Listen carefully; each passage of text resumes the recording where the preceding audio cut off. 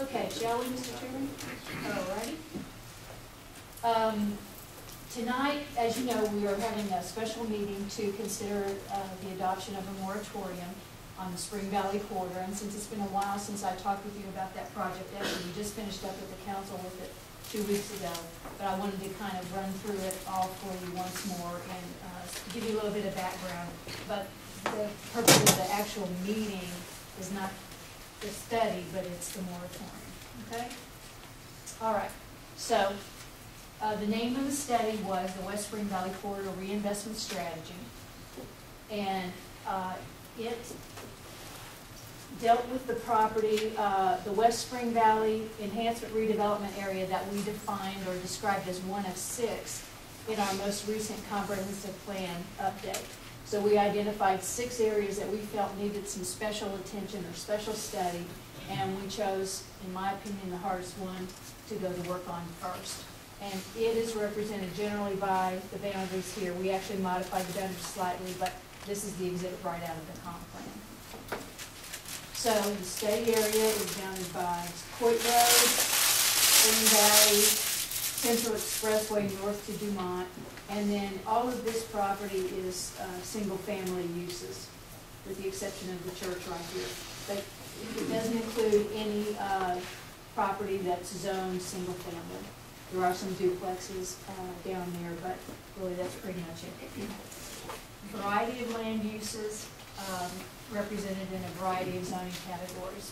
The purpose of the project was to, and I'll say this in English in a second, to prepare strategies which capitalize on market opportunities for private investment through targeted public initiatives. In other words, what we want to do is invest our public money wisely down there in order to spur or catalyze redevelopment by the private sector. We created a team to work on the project, staff and a group of consultants.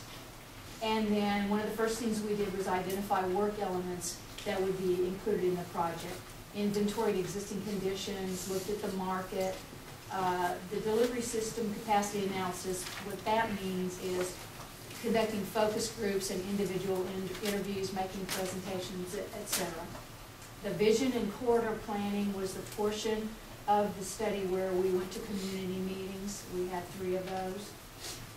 And then we took that information that we learned there and developed a draft framework plan. I'll show you that in a second.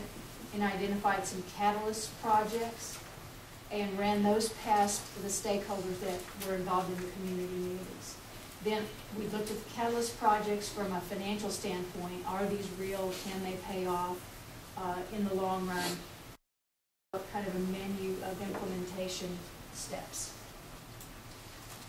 There were a number of opportunities for public input. As you can see, the entire process began back in August of 2009, the public portion of the process, and has stretched clear through today. And you can see there was a number of forums or formats for input. Let me talk to you just very briefly about the market study, and you do have a copy of the report, so if you're interested, you can look at it in more detail there. But what we did was take the study area and the consultants, and one of the members of the team is a market research firm, or they call themselves real estate economists. So, you know, that's what they do. So they identified besides the study area what they call the primary trade area, where the greatest trade influence on that area would be, and a secondary trade area. And you can see it's quite large, but they feel that that's very realistic. And then they took a look at some of the factors that kind of make the trade area what it is, and the people that live within it, and that sort of thing. They took a look at what they felt were 10-year market demand for various types of products, residential and non-residential, and here more specifically was their assessment of individual uses within those categories. Once we had that information as a foundation, we moved on to the visioning process. And in the first, I think it was in the second meeting, we presented to the group, based upon the comments from the first meeting, a draft vision statement that they all voted on. And this statement, in the opinion of by far the majority, encapsulates what we would like to do in the future. So as you can see there, we'd like to create a corridor that's a place that draws people of all backgrounds and ages, that includes a lot of different housing choices, desirable shops and restaurants, natural areas, transportation connections, and is a distinct people-oriented place that connects not only our future but our past in a sustainable manner. A lot in one vision statement. We also came up with a set of goals, and I'll see here for just a second so you can kind of run through a few of them, but we came up with a set of goals, and then later we also came up with a set of guidelines for future decision making.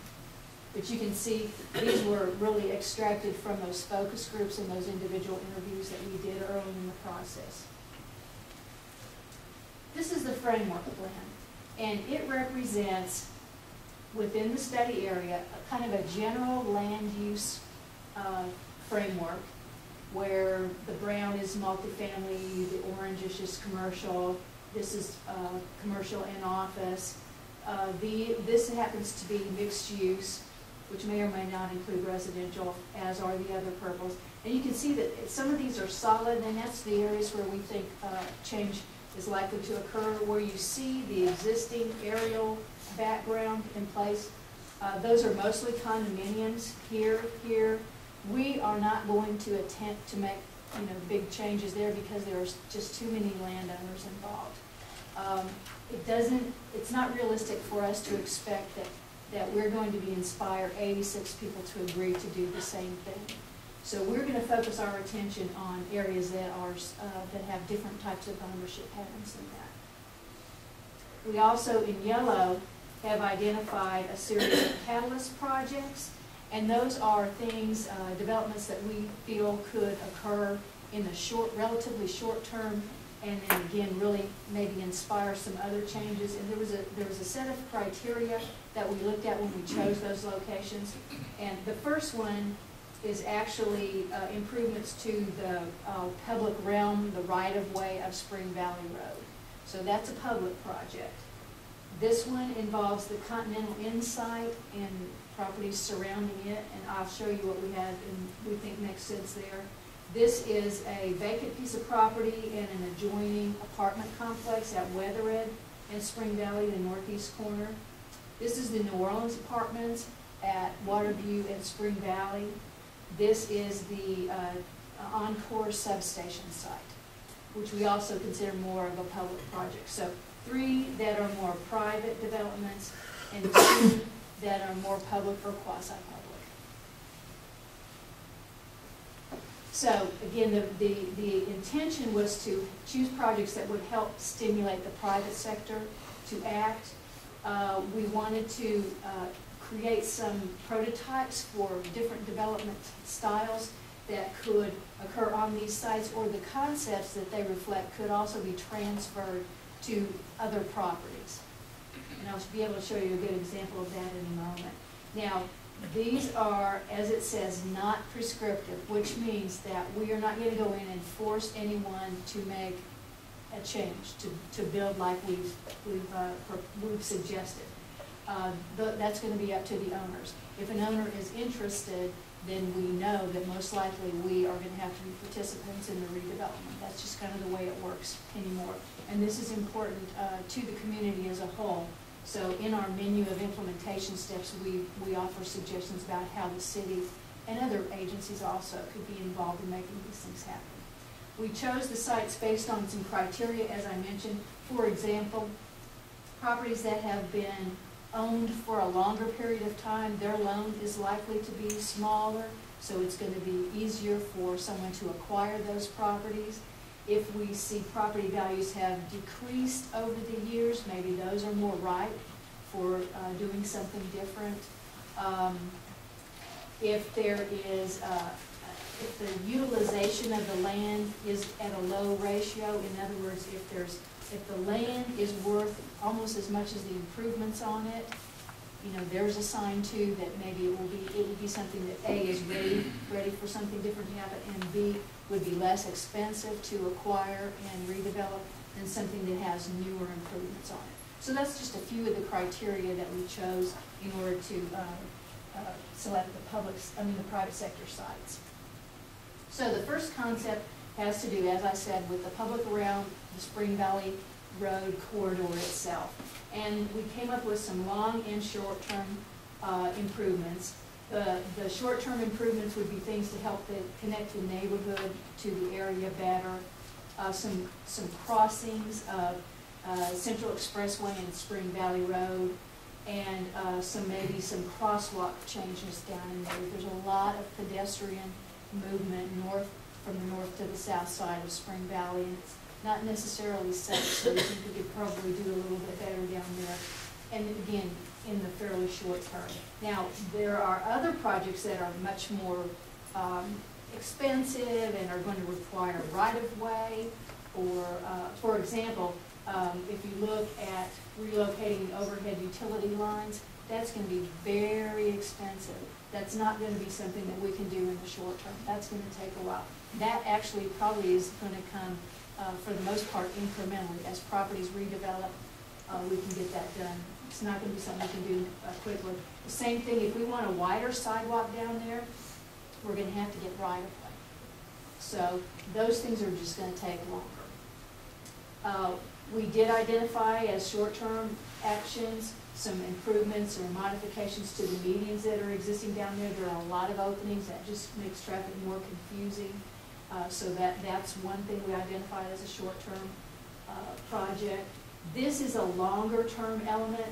If you're familiar with this area, 75 and Spring Valley, this is Weather Edge, St. Paul. It's very difficult to maneuver around in that area. What you end up doing is probably, if you want to go back and catch Central Expressway, you might wind up St. Paul and then find your way through a bunch of parking lots, and it's definitely not ideal. So the consultants came up with an idea to create a new little street system back in there, and that is very important to a future redevelopment of this property, as you'll see in just a moment.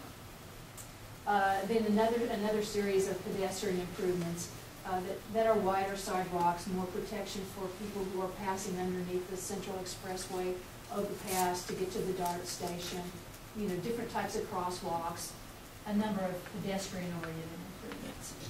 Also, there is a desire to create some gateways into the community and this area.